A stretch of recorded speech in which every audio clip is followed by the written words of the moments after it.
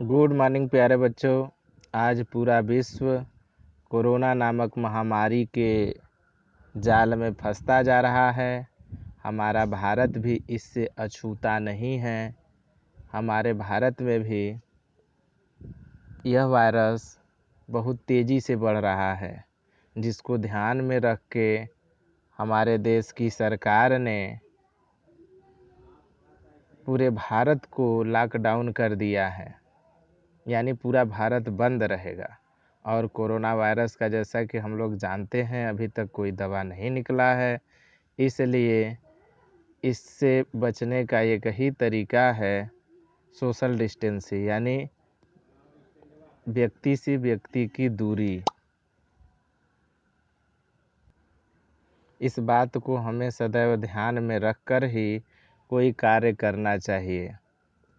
हमें दूसरों से हाथ नहीं मिलाना चाहिए। अगर कोई छींक रहा है या खांस रहा है तो उसे अपने मुंह पे रुमाल या गमछा या कोई भी चीज़ से मुंह को अपने ढक लेना चाहिए। हमें उससे कम 2 मीटर की दूरी बना के रखना चाहिए। बहुत ज़रूरी हो तभी बाहर निकलना चाहिए, नहीं तो घर से बाहर निकलना ही नहीं चाहिए। तभी जा कर के हम कोरोना से जीत सकते हैं। और हम ये बताना चाहेंगे कि कोरोना से जीतने का मतलब ये है कि हमारा जो काम है वो होता रहे, हमको किसी प्रकार का नुकसान न हो, तब ना हम कोरोना से जीतेंगे। तो इसी को ध्यान में रखते हुए हमारे देश के प्रधानमंत्री जी ने नियम बनाया है कि बच्चों की पढ़ाई में किसी प्रकार की बाधा न आए। उसी को ध्यान में रख के हमारे विद्यालय के प्रधानाचार्य और अधीक्षक महोदय जी द्वारा आप लोगों को ऑनलाइन क्लास लिए जाने के संबंध में कार्यक्रम तैयार किया है, जिसके अनुपालन में हम आप लोगों के सामने कक्षा 8 का जो सामाजिक विषय है उसको लेकर आए हैं। कक्षा 8 में जैसा कि हम लोग पहले भी जानते हैं, साथ में पढ़े भी हैं, सामाजिक विज्ञान के अंतर्गत 3 किताबें चलती हैं। तीनों का फर्स्ट भाग आपने कक्षा 6 में पढ़ा है। सेकेंड पार्ट, तीनों किताबों का सेकेंड पार्ट कक्षा 7 में पढ़ा है, और तीनों किताबों का थर्ड पार्ट आप कक्षा 8वीं में पढ़ेंगे। और सिर्फ एक अंतर है, सामाजिक एवं राजनीतिक जीवन में एक किताब है, भूगोल के अंतर्गत एक किताब है, लेकिन इतिहास विषय के अंतर्गत 2 किताबें हैं। यानी इतिहास में जो हमारा अतीत है उसमें कक्षा 8 भाग 3 में 2 किताबें हैं। तो दोनों किताबों में 6-6 पाठ दिया हुआ है। हम लोग शुरू करेंगे पाठ 1 से। इतिहास में हमारा कक्षा 8वीं का जो किताब है उसमें पहले पाठ का नाम है कैसे, कब और कहाँ। घबराइए नहीं, आप लोगों को इस किताब का PDF भी हम दे देंगे। आप लोग अपने मोबाइल में आराम से पढ़ते रहिएगा, कोई दिक्कत नहीं होगा, ठीक है। पहले पाठ का नाम है कब, कैसे और कहाँ। बच्चों, थोड़ा सा हम आप लोगों को यहाँ बताते चलें कि जो ये इतिहास है, पहले जब हम लोग पढ़ते थे तो इस इतिहास में बस एक ही चीज़ हमको रटाई जाती थी, कौन राजा कब बना, कब उसकी मृत्यु हुई, वो राजा कब कौन सा युद्ध लड़ा। यानी इतिहास में सिर्फ कब का ही इतिहास में सिर्फ कब का ही अध्ययन किया जाता था। ये जो कब है, कब का ही अध्ययन किया जाता था। लेकिन बाद में लोगों ने यह ध्यान दिया कि सिर्फ कब, यानी जो तारीखें हैं किसी एक व्यक्ति के लिए महत्वपूर्ण हो सकती हैं, लेकिन सभी लोगों के लिए वो तारीखें महत्वपूर्ण नहीं हो सकती। और शुरू में हम बताएं कि जो राजा होते थे वहीं अपना इतिहासकार रखते थे, वहीं उनके बारे में सारी चीज़ें लिखते थे। लेकिन आधुनिक समय में जो ये किताब हमारा है पूरा आधुनिक भारत का इतिहास है, तो आधुनिक समय के इतिहासकारों ने ये सोचा कि सिर्फ तिथियों के अध्ययन से इतिहास उबाऊ हो जाएगा और हम लोग इतिहास को बहुत उबाऊ विषय भी मानते हैं। लेकिन एनसीईआरटी की किताब जब राष्ट्रीय पाठ्यचर्या 2005 लिखी गई तब उसमें स्पष्ट किया गया और बताया गया कि इतिहास सिर्फ तिथियों का ही अध्ययन नहीं है, वरन इसमें कैसे और कहाँ का भी अध्ययन किया जाता है। पहले इसमें सिर्फ कब का ही अध्ययन किया जाता था, लेकिन अब इसमें कब, कैसे और कहाँ तीनों चीज़ों का अध्ययन किया जाता है। उदाहरण के लिए हम आपको बताएंगे कि जैसे कोई बच्चा है, आपका मित्र, आपके क्लास में आपका मित्र है, तो उसका बर्थडे कब है ये उस बच्चे के लिए ज़रूरी हो सकता है। आप उसके मित्र हैं, आपके लिए भी ज़रूरी हो सकता है, लेकिन अन्य बच्चों के लिए ये ज़रूरी नहीं जानना है कि वो कब पैदा हुआ था या उसका डेट ऑफ बर्थ कब है या उसका बर्थडे कब मनाया जाता है। इसी तरह इतिहास में भी है। इतिहास में भी जो तारीखें हैं वो राजाओं के लिए महत्वपूर्ण हो सकती हैं, लेकिन अन्य लोगों के लिए वो ज़रूरी है या नहीं है, ये उसके ऊपर निर्भर था। तो इसी बात को ध्यान में रख कर के जो इतिहासकार हैं उन्होंने सिर्फ तारीखों की जगह अन्य चीज़ों पर भी ध्यान फोकस किया। और तारीखों को मेन मानने में एक और समस्या आती थी। वो समस्या यह थी कि क्या कोई तिथि एकदम फिक्स होती है। जैसे मान लीजिए अगर कोई राजा मरा तो ये तो ठीक है कि इस दिन मरा, लेकिन क्या जैसे भारत के लोगों ने चाय पीना कब शुरू किया, अगर ऐसी बात आ जाए तो क्या अचानक भारत के लोगों ने चाय पीना शुरू कर दिया? नहीं, धीरे धीरे कुछ लोगों ने पीना शुरू किया होगा। तो ऐसे में हम वास्तविक तारीख कौन सा बता सकते हैं? नहीं बता सकते। भारत में वायुयान की उड़ान कब शुरू हुई, कब आम जनता शुरू की, तो उसमें किसी पहला जो उड़ान हुआ वो जो फिक्स हो सकता है कि इस तिथि को हुआ, लेकिन सभी यात्रियों को कब आने जाने का मौका मिला ये फिक्स नहीं है। तो इसीलिए तिथियां इतनी महत्वपूर्ण नहीं होती हैं। आज का जो ये इतिहास है ये वास्तव में सिर्फ तिथियों का अध्ययन नहीं है, वरन अन्य समाज के लोगों, जैसे हम बताएं आप लोगों को कि जो पहले राजा होते थे, सिर्फ राजा ही अपनी सारी गतिविधियों को इतिहास में लिखवाते थे। आम जनता उसके विषय में कुछ नहीं, आम जनता के विषय में कुछ नहीं लिखा जाता था। तो ये समस्या थी। तो इसीलिए इतिहासकारों ने कब, कैसे और कहाँ का अध्ययन करना इतिहास का मुख्य बिंदु माना। अब जैसे अंग्रेज यहाँ भारत में आकर के शासन करने लगे। अब शासन करने लगे तो शासन कब से करने लगे ये तो इतिहास में पहले भी पढ़ा जाता था, लेकिन कैसे शासन करने लगे, कैसे शासन करने लगे, कहाँ से शासन करने लगे, इन सब सारी चीज़ों का अध्ययन अब इतिहास में शुरू हुआ है। ठीक है। तो जो इतिहास को उबाऊपन से बचाता है, पहले लोग कहते थे अरे इतिहास में कुछ ना हमारे दरा और मन खाली कौन राजा कब पैदा भल, राजा कब बनल और कब कौन युद्ध लड़ले, यह महत्वपूर्ण रहल। ई बात सुन सुन के लोग सोचते थे कि इतिहास तो खाली तिथिया का समय है, तिथिया याद करलक कुल हो गल इतिहास, लेकिन ऐसा नहीं है। वर्तमान में इतिहास में बहुत सा सुधार आया है, जिसके लिए हमको इतिहास का अध्ययन करना बहुत ज़रूरी हो जाता है। देखिए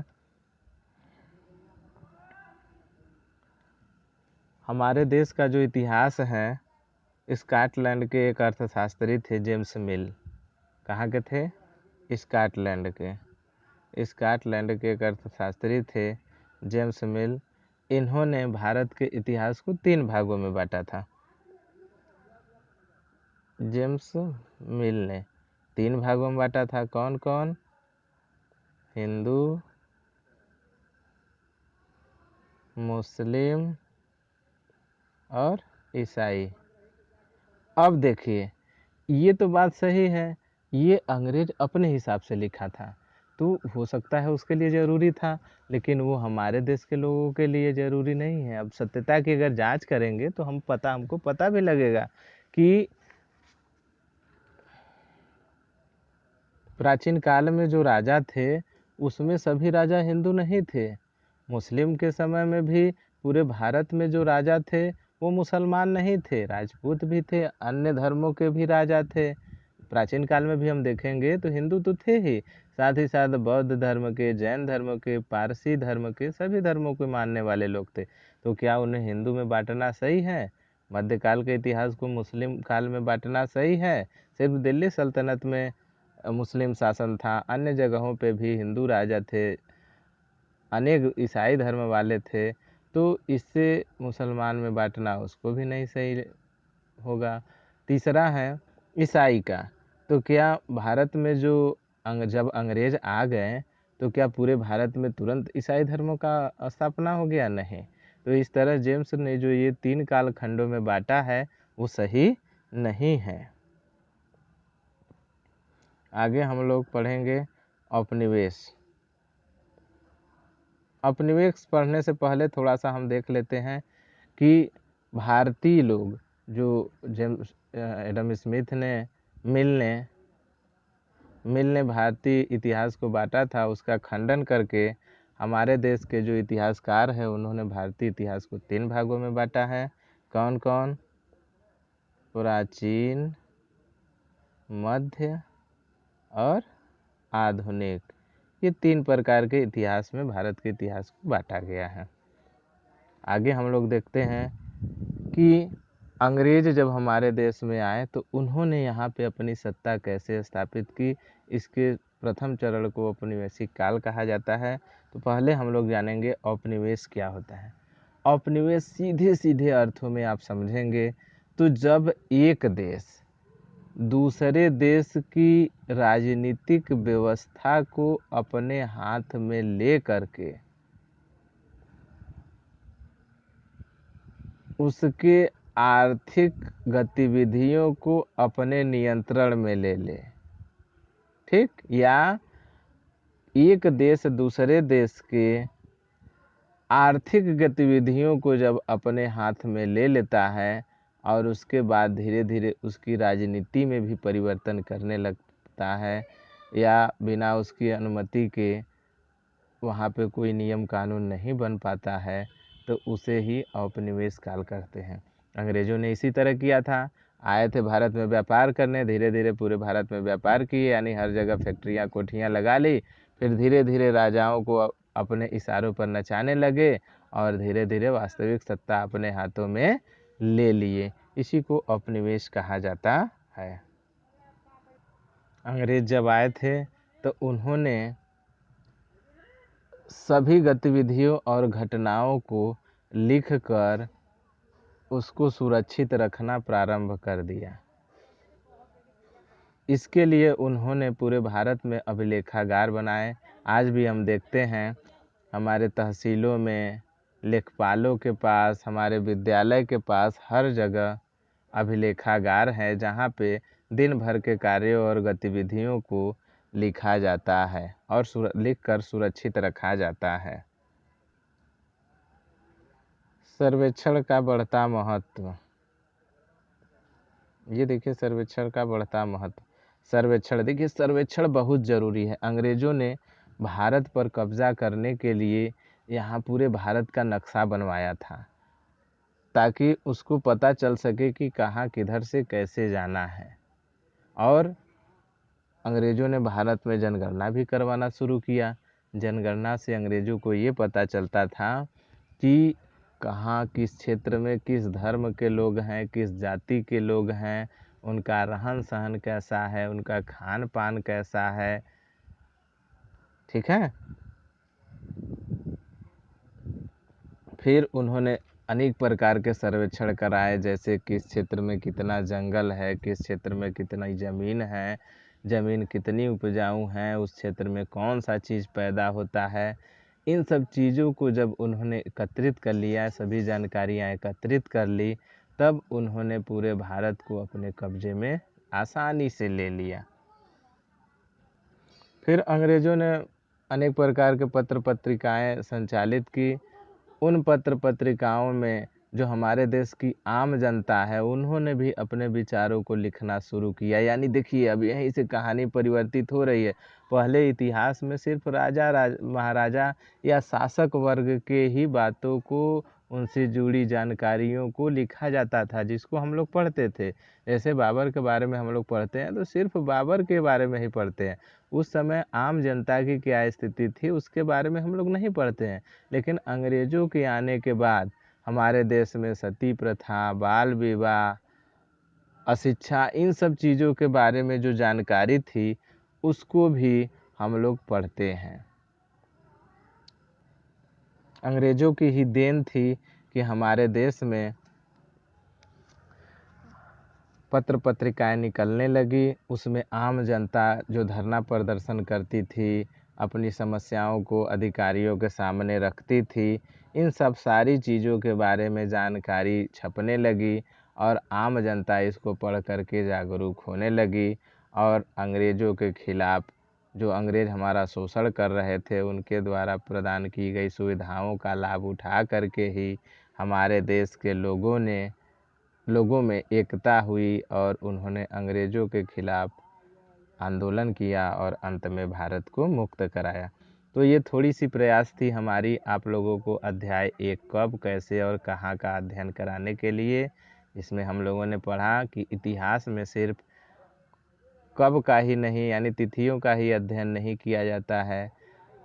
कब तिथि के साथ साथ उस तिथि में कौन कौन सी घटनाएं हुई, उस घटनाओं का आम जीवन पर क्या प्रभाव पड़ा, इन सब चीज़ों का भी इतिहास में अध्ययन किया जाता है।